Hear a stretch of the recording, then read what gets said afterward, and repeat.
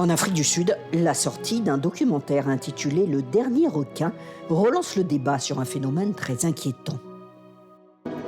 Despite all this abundance, everything started changing when the great white sharks began disappearing. Le documentaire a été tourné à Gansbaai, un village que l'on surnomme la capitale du requin blanc. Il subit une crise sans précédent. La narratrice du film qui dirige cet établissement spécialisé dans les plongées en cage est très inquiète.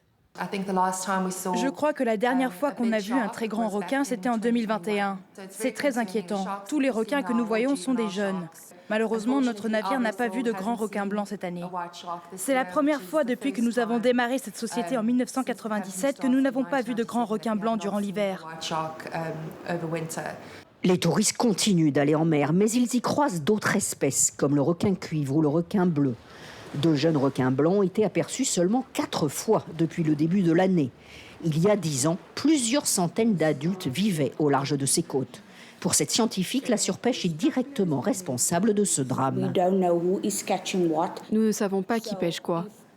Si la surpêche a un impact important en éliminant les espèces dont les requins se nourrissent, cela pourrait être l'une des raisons pour lesquelles ils ne reviennent plus. Le fondateur du musée de Muizenberg aboutit aux mêmes conclusions. Il documente depuis 15 ans le déclin des requins blancs dans le monde. La surpêche est un fléau, mais la disparition des grands blancs en Afrique du Sud a d'autres causes.